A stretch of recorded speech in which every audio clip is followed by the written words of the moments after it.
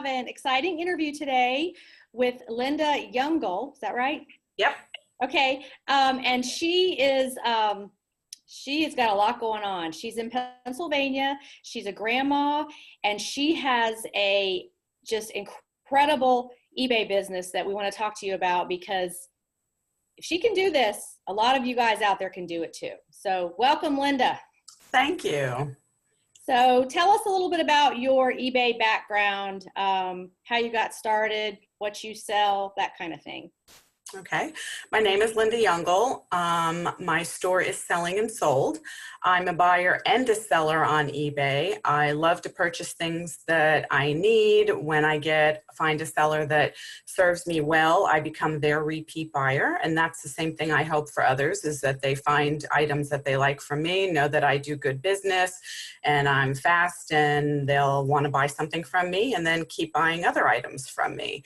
I'm a grandma and a mom, and I'm busy. I do a lot of volunteering in the community and have some other part-time jobs, and I find that eBay fits right in where it needs to be. So are you a baby boomer?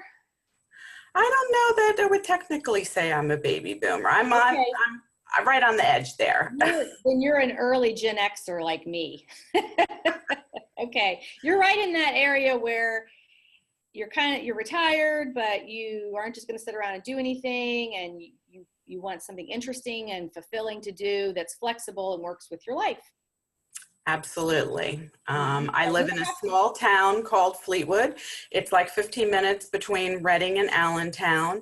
And I make my labels by midnight, order a pickup. I can tell the post carrier that it's on my porch or on my curb. And so it's very little work after I've got my package sold and ready to go. And how long have you been selling on eBay? I started selling in 1998 for myself. Okay. And your store name is Selling and Sold? That's correct. Okay, that's going to be underneath the video. And just a side note that you've kind of been back and forth with eBay over the last 20 years. So you've had different accounts. Yes, so I have. When we talk about the volume she's doing, you may look at her feedback and think, wow, that doesn't add up. But she's had different accounts over the years for various reasons that we're not going to get into. But you've got that 20-year history of experience and expertise. Yeah. So what is your professional background before like eBay was invented and you started doing that? I was a professional typist, a mathematical typist, and I used to use transfers to put the symbols onto paper. Of course, now we have computers that do all that, so that job was phased out. I became a mom and did some daycare and some house cleaning, and just wanted something to fill my time where I had openings, and eBay was perfect. You can do a little bit or do more according to what your day is open for. And you worked for a large multinational Fortune 500 company. I did, way back in the 70s and 80s. Do you want to say the name of it? It was AT&T I worked for. Okay, AT&T. So lots of changes with technology. So basically what you did in the past is probably an obsolete job now anyway. So yes, it is. Okay, so the point we're making there is, she's got a professional background. She was a mom with your own business as a daycare. So, you've been out there doing things, and eBay was a great transition for you. Okay, so the question everybody likes to hear is, what do you sell and where do you get it? Well, I do sell my own finds. If I find things or go out searching, I'll list those items. Obviously, more profit is made by selling the items that I get myself, but I do sell on consignment for family and friends. And after a while, it kind of grew outside of that network, and it became their families and their friends. And that's when I decided to become a consignment store. Okay, and so I wanted to get Linda on because she is on my eBay sellers consignment directory, which we'll talk about that later. But basically, this is a directory that's online. So when people Google, find an eBay seller to sell my stuff, or find an eBay seller, whatever, that page comes up and she's on that page. So she gets a lot of business. So it was time for her to renew her annual membership on that list. And she's like, well, I'm really on the fence of if I should renew, because I'm backed up with stuff to sell for how long? Well, my wait used to be 2 years. It's around 6 months now, but I'm also storing those items until I get them up and listed and shipped. And I just kept thinking about, I don't need more business right now, but took your advice, remained on the list, and let people know that I do have a wait, but I'm still available to sell their items. That's just amazing. So you said you have 800 items that are waiting to be listed that are I from your do. consignment. I have a lot of items that are waiting to be listed, and people that are waiting to be have their items dropped off. How do you gauge how long it's going to take you? Is it by number of items you have waiting in stockpile? Generally, it's about what I have waiting, and I can look and see if there are multiples. Of course, that gets on much faster, and how familiar I am with the items that I list. I list a lot of items, and I'm not an expert in everything, so some things I have to educate myself a little bit about, but that kind of helps me to gauge how long it'll take. Okay, and I've got my questions here. That's why I keep looking away, because I don't want to miss anything. She gave me some very thorough answers, so I'm going to kind of skip around. But so as soon as you say consignment, a lot of people are just going to say, "Oh, I'm not going to do that. That's too much of a pain. I don't even want to think about it." So I just want to get my viewers to open their minds to this opportunity, because I know that daily I have to turn people away who are looking for people to sell their stuff on eBay. So let's talk about what you like about consignment. Why does that work for you? I like the fact that I can make my own hours, that I can choose what I want to sell and what I don't want to sell. I mean, listing a knick-knack is much easier and faster than listing clothing, which has to be measured and a lot more detailed photos. So I can choose what I want to sell, and I can make my own hours according to how much time I have in a day or what I have going on. Or if I have plans, I can say, hey, how much spending money do I want to make? So I'll work extra hours this week. And the flexibility is amazing. Right. And you said something really interesting, talking about people who you work with who've lost a family member and you're selling that family member's stuff. Can you talk about that a little bit? Sure. When a family has a loss and everyone decides the items that they each want to keep and save and cherish, there's always usually things that are left that are unsold. And so they'll come up to me and ask if I'm willing to sell those items for them. And it's a healing process, because when those items are sold, people will get them that will cherish them and appreciate them and value them and display them or use them. And so I think that helps the family to heal, knowing that those items are going to people who will really appreciate them just like their loved one did. Yeah, so you're rehoming them to someone else who's going to love them just as much. Can you think offhand any examples of the types of things, real stories that you've done this for people? Like the types of items? Sure. I have some collections, doll collections, knickknacks, things like that that family members have saved, and collections of plates. And, this new generation doesn't always want the things that our generation saved and cherished. Mm-hmm. I've helped a man who's in his 80s, who his family just kept giving him gifts and gifts and gifts of electronics and iPads, and he just didn't want them. And he contacted me and said, hey, if I put them all in a box and mail them to you, will you sell them for me? And so it's kind of cute, but then he gets the money that he needs and the money that he wants and stuff. But otherwise, all these gifts just sit in a closet. So, and there are some people who know that their family's not interested in certain items, and as they downsize and clean out, they can use the income that they get to help put money in the bank or to pay bills or to buy gifts for other family members. I picture you meeting like this little old man or women, like in a dark alley, like, here's my iPad, can you sell it? Because, and he's not, this way he doesn't have to hurt anybody's feelings. He's, they don't know what he's doing with it. And he could just be like, oh yeah, I really love that iPad. And, then he's you know, you sold it for him and he can do whatever he wants to with the money. So that's a good arrangement for those unwanted gifts if you're lucky enough to be in that situation.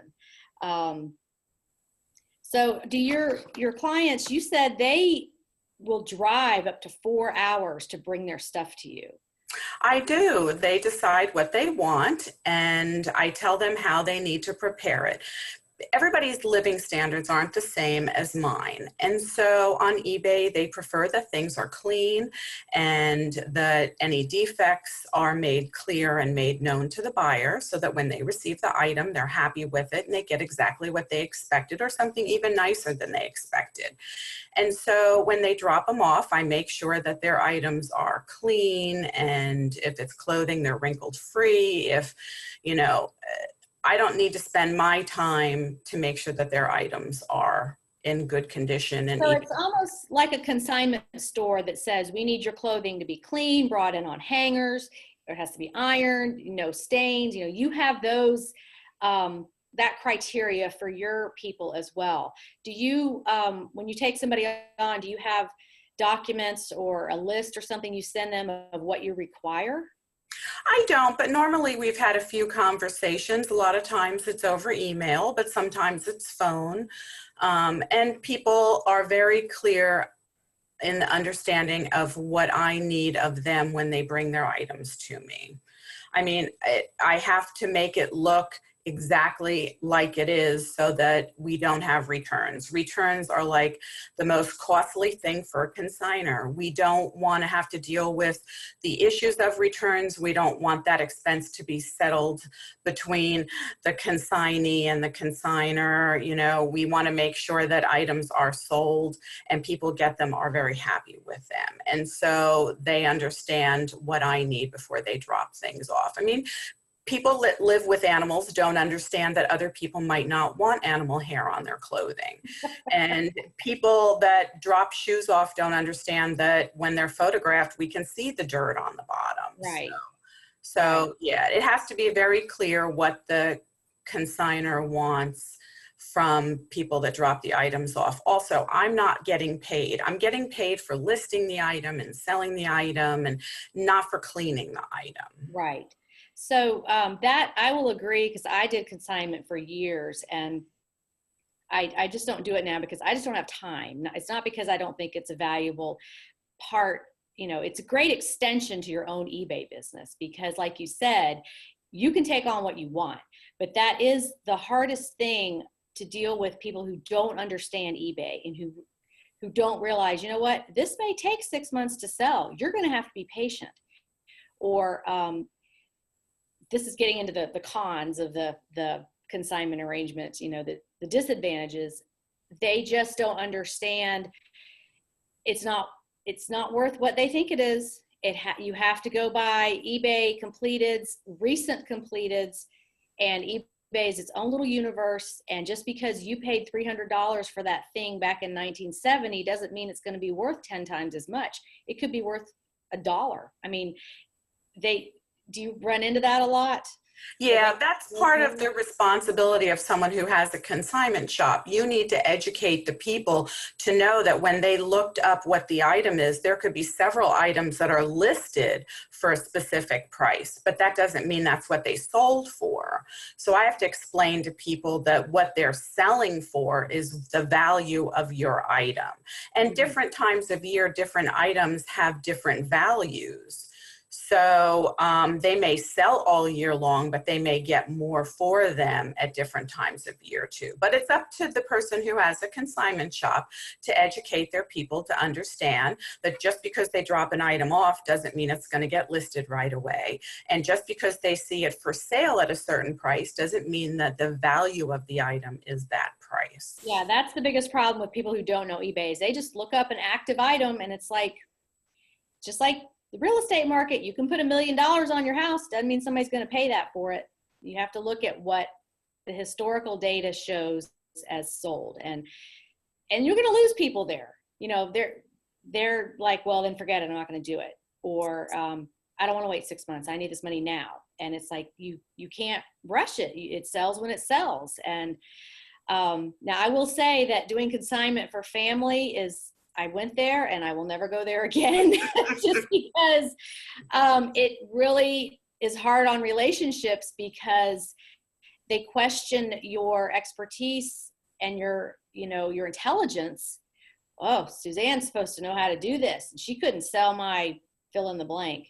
And it's like, it becomes a reflection of you, not of the eBay marketplace. So those are the kind of clients that you just don't want to work with, because you do have to be very selective in who you take on as clients, because you're putting your account at risk by putting their stuff on it.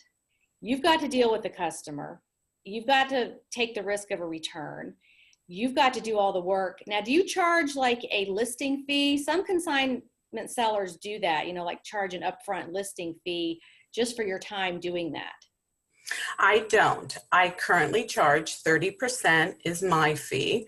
Generally, the eBay fees run around 20%, depends on how expensive the item is, what category it goes in. Mm-hmm. So what I tell the consignor is that when you drop items off with me, that you're getting 50% of the selling value, which is usually more than a yard sale. So all they have to do is drop their items off with me, and then one day they get their paperwork in the mail and a check. And so you can't beat not sweating and dealing with the weather with the yard sale. So where do you store all this stuff? Is it in your own house? Yes, I have a full finished basement. So I have a really neat inventory system. I have clear plastic tubs. Every consignor gets their own set of tubs. Those tubs are numbered with an inventory list. And then I compare that. So when the item sells, I know exactly where to go down, where to get it. It helps me to prevent listing items that are already sold. And then when I need to pull an item, I usually hold an item for about generally a year and a half. And then if it's not sold, I've worked the price down to rock bottom or of no value anymore. And so at that point, I'll pull it. I know how to go right into the tubs and pull that item. I do specifically myself make arrangements with the consignors that if their item doesn't sell, that after I feel that there's no value left in it, which is generally around a year and a half for me, that I pull it and donate it. Again, my time is valuable. My time is money. I'm not getting paid. I didn't get paid for that item if it didn't sell. And so to try to meet with the customer and give them their items back becomes a really big hassle, because nobody wants their junk back after it doesn't sell. Right. Right, So and part of that is like when you take the item on, you're making that executive decision of like, okay, I know I'm going to have to do this work up front. I'm going to have to take the pictures and get it listed.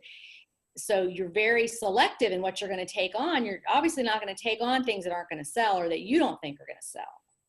That's correct. But sometimes there are things that you don't know until you've sold some of those. Like the cost of a brand new board game in shipping is often more money than the game itself. So somebody has to want that item. So you don't know those things until you're in the midst of it. But generally after a year and a half, I've got the price down to where if somebody really wanted it, they're going to buy it. So for me, that's what I do. The customer knows that if it's not sold, then I donate it. But I do have paperwork monthly that I print to let them see. I print the eBay page that's sent to me as a seller so that the consignor can see how many people have viewed it, how many people have watched it, and they can watch each month to see as I'm dropping the price. Do you send them a link to the active listing on eBay so they can see it? I don't. I generally, when I get ready to list something, I let them know, hey, I'm going to start putting your stuff on. And then it could take time, depends on how many things they've dropped off and how many listings I get done in that week. So normally they're real excited in the beginning, and then after a while it kind of dwindles off. But can you think of some examples of things that you've sold on consignment that were really expensive and you got a great commission on? I don't get a lot of collectibles. Right now, they're just not pushing a lot of money. But building and industrial equipment, I've made some nice money on that. As businesses upgrade, it's extremely costly. So they're loving buying parts on eBay for old equipment. So that does really good for me. And just general old stuff. People now that have been settled and have kids of their own like to buy things that they grew up with, their games, their toys. So that Do does you nice. do jewelry and like high-end sterling silver, things like that that are really expensive? For me, myself, I try not to or generally don't take jewelry. I find that there's just too many returns, too many hassles. No matter how you photograph it, people can still say that, you know, they don't like it once they get it, and that's an eBay return, regardless of what the store has. Yeah, I I don't sold. like to sell jewelry, whether it's expensive or costume. I don't like to sell furs, whether they're real or imitation. It's a tough market for those. Mhm. And clothing, if it's not a brand name, it's just not worth my time. There could be 12 or more measurements for each piece of clothing that's listed. And so when somebody gets it and they don't like it, or they wear it once and return it, that's tough on a consignment shop. Yeah, I discourage doing jewelry unless you really know what you're doing. We don't do that through the VA service, and I sold some of my own on eBay at one point a long time ago when it was like money was tight and I needed it. But I had an appraisal. I had the receipt from when it was purchased. You know, I had all that paperwork, and even then I was still nervous about it. But so yeah, jewelry is something that it's a high return item. There's a lot of room for item not as described claims on jewelry. You know, if it doesn't have the marking on it that says exactly what it is, you can't just assume what it is.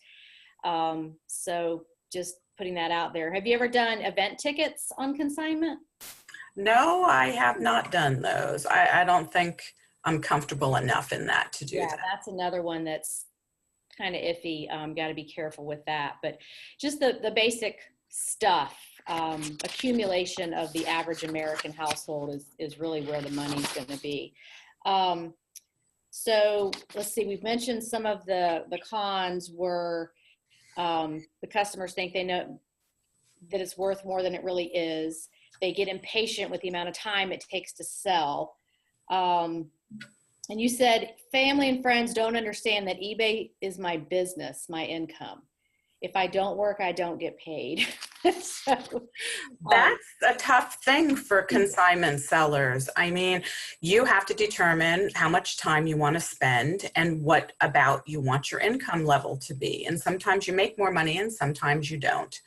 And it's hit and miss too. You just don't know who's out there shopping and when. But they don't understand that, you know, hey, can you do me this favor? Let's get together this day. And I'll always say I have to work. And their answer is always, well, you can work at night or you can do it another time. But if I don't work, I don't get paid.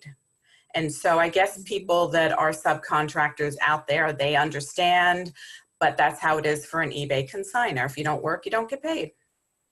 exactly. And I know a lot of eBayers will agree with this, that when you say that's your business, you know, they just envision you just sitting at home, just hanging out, taking some pictures, doing some stuff on the computer, and just, you know, doing whatever you want. And it's like, no, I mean, there's days I put in 12 to 15 hours and still doing everything I do. And it's always been like that, because the more you work, the more you make. And it's one of those things where, you know, you can do it 24 hours a day until you drop dead, and you're never going to finish because the opportunities never stop coming. So I used to have this joke with my kids that, you know, we would, when they were little, like elementary school, I would stop working at 8:30 and watch TV with them.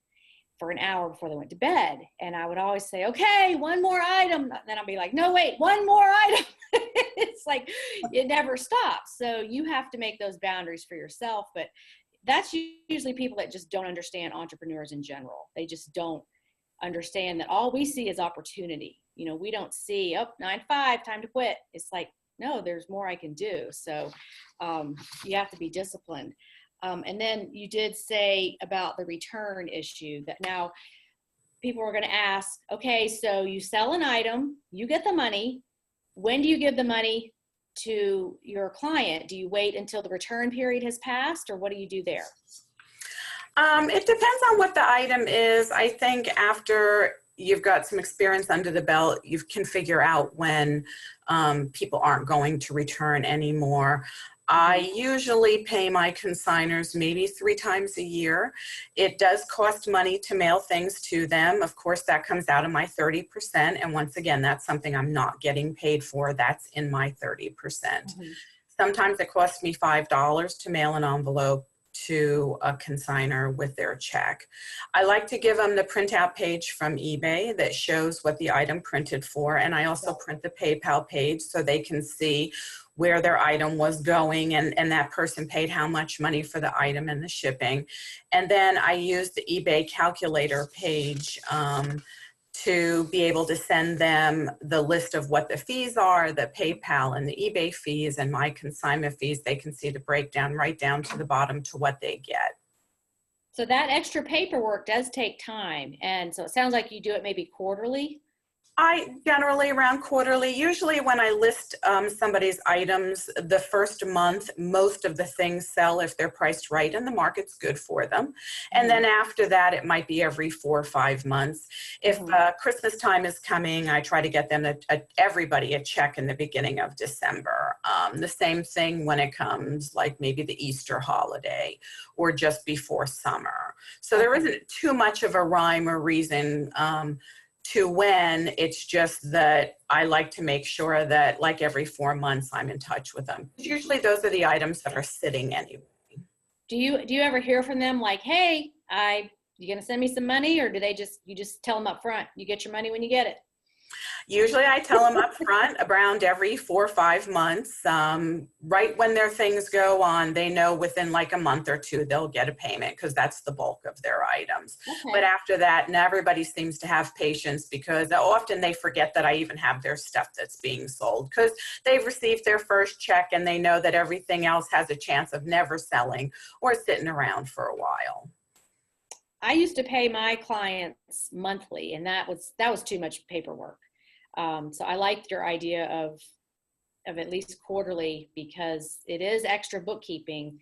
Now that leads us to another question. Do you have your consignment business set up as a different business entity, or is it all rolled into your one eBay business?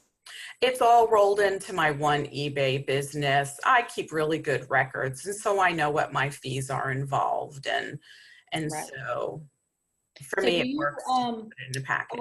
Are you like a DBA, a sole proprietorship? What is your business entity altogether? I'm not exactly sure about that. All right, do you do it under your own social security number? I do. Okay, then you're a sole proprietorship, a DBA, doing business as. So that's the way most people are doing it, just, if they're selling their own stuff. So, and you sell your own stuff too. So you've got to work out the time management. Tell us a little bit about how you do that. Well, I decide usually evaluate every week as it comes and sees what my schedule is, what my other part-time jobs will need from me, and what commitments I've made and what appointments I have. And then I just try to factor it in. It can be as little as 15 minutes, 3 or 4 times a day, or it could just be a chunk of the day. But I'm really easy at multitasking. I love doing it. I could sit on the sofa and watch TV for 3 hours and make listings, and, it just goes by fast. And once you're comfortable with what you're doing, it's not as much of a hassle as people think it is. Having a consignment shop is fun. I get to meet new people all the time. Sometimes I even sell things that make my life a little bit easier, or things that I want or family members would like. So that's kind of neat, and that I can earn the income on the side. and people drop things off at my house for me to sell. I'm not spending my time running around to different Goodwills and finding things to sell and worrying about if it's worth what I paid for it. Having a consignment shop is just so easy. Well, and one thing you said there is people drop things off at your house. Some people might not be comfortable with that. You can always meet, at the library, at a Starbucks, something like that, if you're not comfortable. But consignment is a great option for people who are either disabled or caregivers or have some other reason to be homebound and have a hard time getting out, because the inventory comes to you. And that's one of the biggest advantages of doing consignment is, number one, you can pick and choose what you want to do, and the inventory comes to you. And do you find that you learn like more about what to sell on your own from your clients because you're seeing stuff you've never seen before? I do, and I tell my clients too that I'm not an expert in anything. I'm knowledgeable in lots of things. So I will ask them details about their items and ask them to share with me some info about how they got it and stuff to help me understand more about what it is and who else might want that item. Somebody asked me to sell some Mont Blanc pens, and I just had no idea they went for hundreds of dollars. So I looked it up and I thought, sure, I can fit them into my schedule. But then, I noticed one pen was engraved. So that changes the value of the pen. Mm-hmm. So then I needed some conversations back and forth to figure out what kind it was and how they got it and what the value might be now for somebody else looking to purchase it. So that's the thing on eBay. People are quick to judge. They'll email with questions that I can't answer or I don't have information of. And I tell them right from the start, I am a consignment seller. Mm-hmm. I take as many photos as I can of the item. I'm good about inserting something into the photos, maybe a soda can or a quarter or a ruler to show the exact size of something, especially if it's handmade or something unique, so that the buyer has an idea when they look at the photo of what's, and then I put a disclaimer in there that of course, the quarter or the soda is not included with the offer listing. Somebody might give you a can of Coke and they'll give you a negative, right? Absolutely. And it's crazy, but it's true. I know. Yeah. So but I love that you do that. People see things differently than I do. And so just by putting a soda can next to a handmade basket gives them a general idea of how big it is. So I do, everything that I can to make sure that when the buyer gets the item, it's as close or exactly what they thought it was when they made their purchase.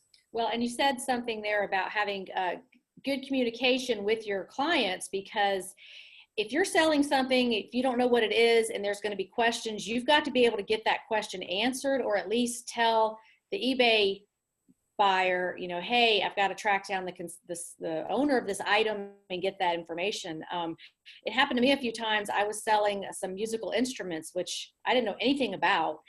And there were, questions about the different parts and, was this kind of thing? And I'm like, I have no idea. I have to find the owner and ask them, because so you want to be careful when you take on things that can be like maybe electronics or photography equipment, things that's you have to have some kind of knowledge of to be able to answer questions. Obviously, you're not going to know everything, but you need to make sure that your consignor is knowledgeable enough to answer the questions for you.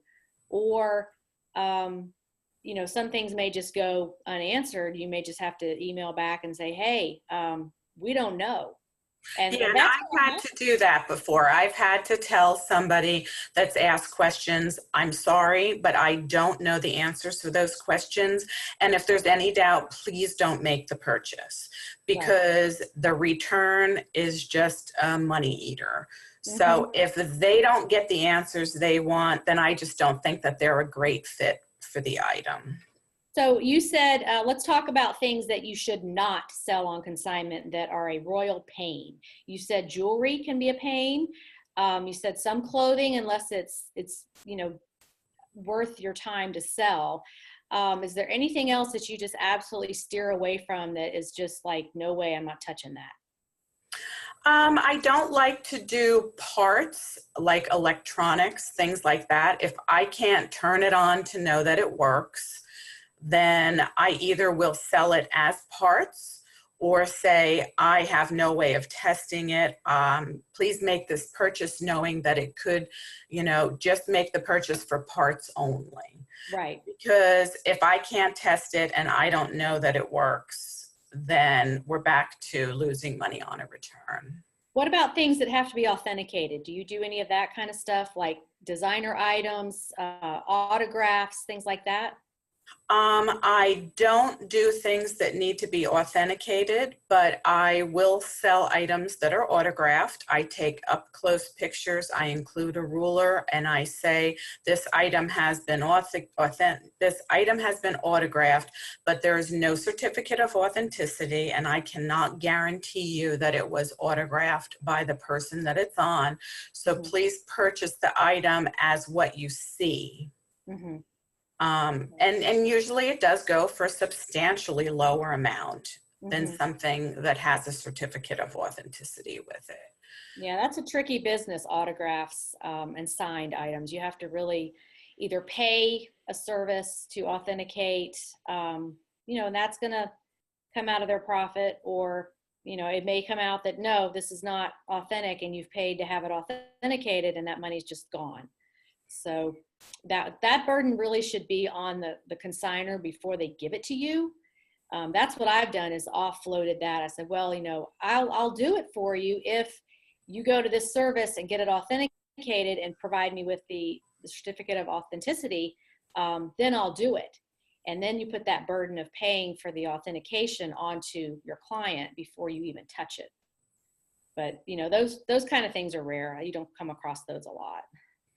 Right, but as people start downsizing, that was a big part of our generations, was to stand in line to get those autographs, and so things come across. But I sell the item for what the item is, and as far as the autographing, there really isn't a value put on that in my consignment shop. You're right. We did stand in line to get stuff signed.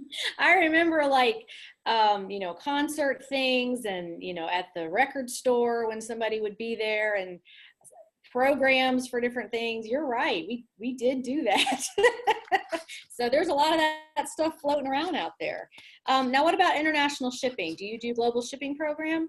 I have the global shipping program on my auctions, but if a buyer contacts me, I will give them a price to ship directly to them. I don't mind the extra time that it takes to do that.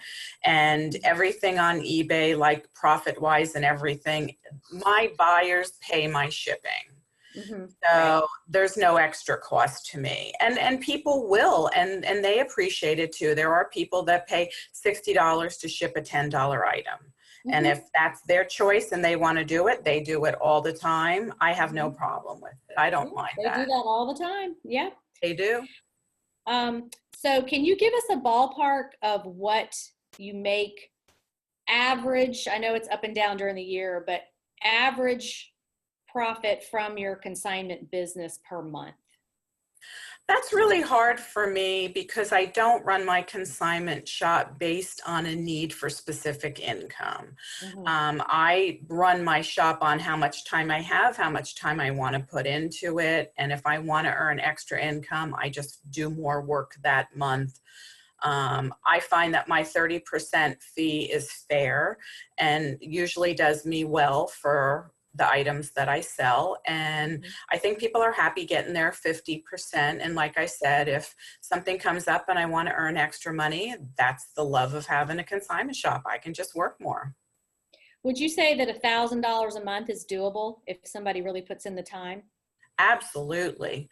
And even people who just want to earn a couple $100s to make ends meet, that's the perfect job, is the consignment shop. But $1,000 a month is absolutely doable. And I saw that myself a few years ago. I partnered with a Humane Society, had a little thrift store, and I used to go in there and buy stuff to resell. And that place was a gold mine because people love their animals, and they would support this stream of income for the Humane Society, and people who they would put in their will, everything in my house goes to the Humane Society thrift store. And so I was like, this is a business opportunity. I need to get in here and help them. And so I had a deal where I was selling their stuff on consignment. And I had my percentage. I only did 25% because it was like, you know, a charity. But in 1 year, I single-handedly by myself helped them make $15,000. Wow. Just by selling their stuff. You know, and I was making about $1,000 a month for my percentage because, I mean, the stuff was unbelievable what people would donate, and it was just crazy. So, you know, that's another level you can take this to if you're interested in consignment, is actually partnering with other businesses. And you said some businesses have approached you to do that. Yeah, being on your list has opened me up to a variety of people who contact me. It's not just the people that want to sell the things in their homes. I've had businesses contact me that want a working relationship. Would I come out, tour the store, sell items for them? They have their own store, but they wanted an eBay presence. As well as their own store. And I've had businesses who say, I have a warehouse full of stuff. How much can you list for me and how fast? And some of those opportunities aren't just right for me at this time, but some of them are. And so that's the uniqueness of being on your list. Other people with other interests contact the consignor just, you know, just to see if there's an opportunity available there. And then that's up to us to say yes or no. And so that's the part I love about being on your list, is the people who contact me give me opportunities that I can choose between. And you said you're the only one in Pennsylvania on the list. Right now, I am the only one, I believe. Like I said, I've had people that have traveled 4 hours each way just to drop things off. And if you think about it, what is 8 to 10 hours in a car or a van when you have all that stuff to get rid of? I mean, emotionally, it's healing for you to get rid of things and lighten up and live a little bit more simply, and then to get a few bucks in the mail for doing that. Yeah. But people make some good money by just dropping their things off to be sold.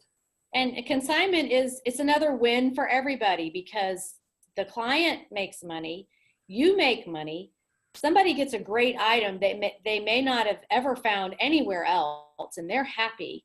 eBay makes money, PayPal makes money, the post office makes money. You know, it just goes, the whole system just keeps going. So you're overwhelmed with business, basically. And what I wanted to point out with being on the list is that, okay, you're the only one in the whole state. It doesn't matter. There could be 20 of you in Pennsylvania, and still everybody gets enough business, because you just said there's things you're not going to take on. There's things you're not going to do. There's people you have to turn away because you don't have time. So yeah, and I'm not threatened at all about having other people on the list. It's a personal relationship. Not everybody clicks. So people might contact me and I just might not click with them. And so that's maybe not what they want. Some people might want more service than I'm willing to provide. They might want a different looking shop. They might want only certain things in it. I've had people ask me to open up another shop for them. Now, I do have more than one store. One thing is I sell things for people and I get referrals, and then they tell their friends, and then their friends contact me and say, hey, can you sell these things for me? But I don't want my parents to see that. So I do have a second store that I put things in just for people like that. Those under the radar clients. Absolutely. And that's fine with me because I have things to sell. I don't need my family and friends seeing too. So it's nice to have something on the side. But there's so much business out there and so many people waiting for it that getting on the list is just absolutely worth everybody's time. Well, and like I said, I turn away people every day because I just don't really do it anymore. And it's like I have a storage unit full of stuff, or I'm getting a divorce and I'm selling my house and then I'm going to move to Florida or wherever, and I don't want to bring all this with me. Or, you know, I inherited my great uncle's collection of whatever, or people just, the ideal client does not want to learn eBay. They don't have time. They don't have the desire. They don't want to fool with it. And that's hard for us to understand because it's so second nature to us as sellers. It's like, oh, I can put that up there in 2 seconds. What are you talking about? But it's overwhelming to people. They just don't want to deal with it. It's like selling your house. I always go back to real estate, but it's like selling your house. You know, sure, you could figure everything out yourself, but it sure is easier just to hire a realtor to do it because there's a lot of stuff you don't know and paperwork and all of that. So that's how people see eBay is it's overwhelming, but they know it's a moneymaker because, you know, it's out there, it's everywhere. So there's just huge opportunities. And what I'm also seeing is in states where there are multiple sellers on this consignment list, they're working together. They're like, hey, you know, I don't do that, but, you know, Jim over here in this town over or this city, he'll do that for you. And they're working together, referring each other the kind of business they want. So I've got sellers who are like you that are completely covered up with business and they love it. So there's kind of a stigma to eBay consignment, like, oh, you don't want to do that, it's too much trouble. Not if you plan it like anything else. If you plan it, if you select your clients based on the types of items they're selling, and you know, you have to be very selective in who you take on. Right, and you have to give them a chance to be selective about who they want to sell their stuff. So the more options out there, someone will seek you out and decide that you're a good fit for them, and then you have a great working relationship. Right. I mean, I've had to turn people down just because of their items or their time frame or the way that they want to be serviced, especially as people don't understand eBay and they have to learn. It changes how they think. Mm-hmm. But there's a lot of people out there that also have things and they say, listen, I just can't donate it. I just can't sell it. I don't know what to do with it. Would you take it off my hands? And so I'm a good fit for that.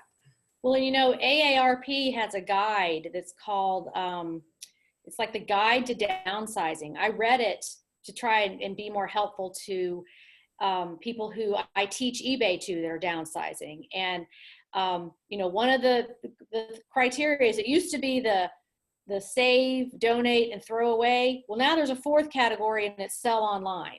So you know, when you're dividing up your stuff, it's save this, throw this away, donate this, sell it online.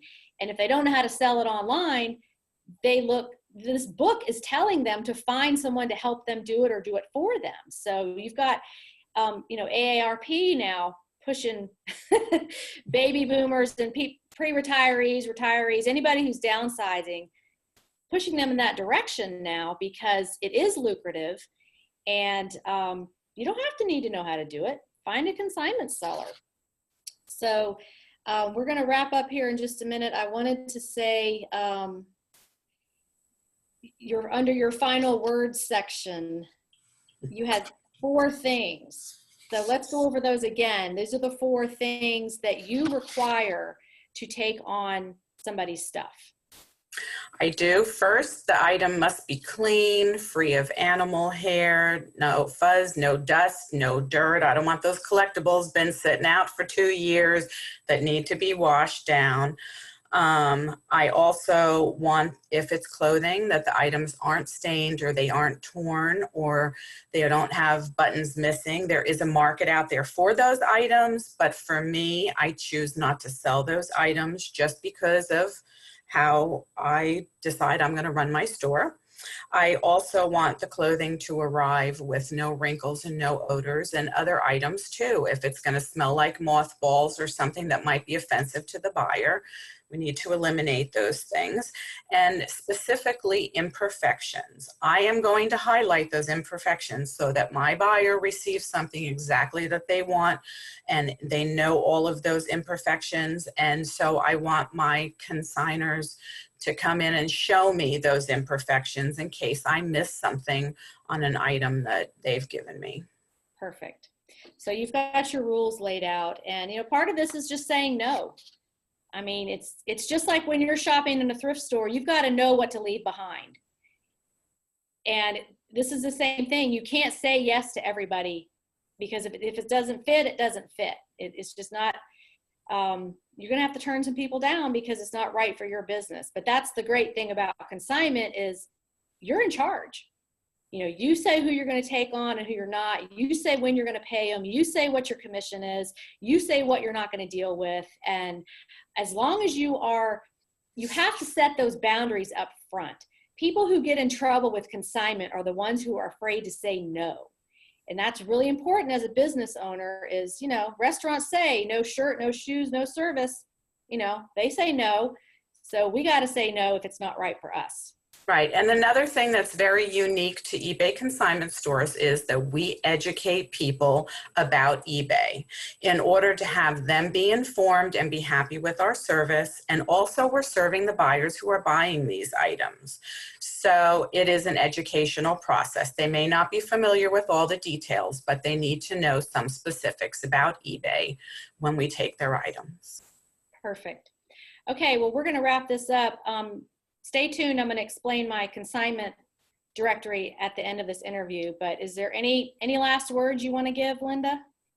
Nope, that's about it. Thank you very much for having me on. I appreciate your time, and I highly recommend everybody get on the list, whether you just want a little bit of income each month or you want to broaden your business and make more income each month. It doesn't matter. The list is a perfect opportunity for you to get a few or more buyers. What about those folks in Pennsylvania that could you offload, refer some people that you can't take on to new people? Would you be willing to? Absolutely. I'd love to do that and get to meet some new people and some new consignment shops in Pennsylvania. There's a great market. We're a big state. People are willing to travel. They'll come from other areas. And neighboring states that may not have anybody. So you guys can all network together and everybody wins.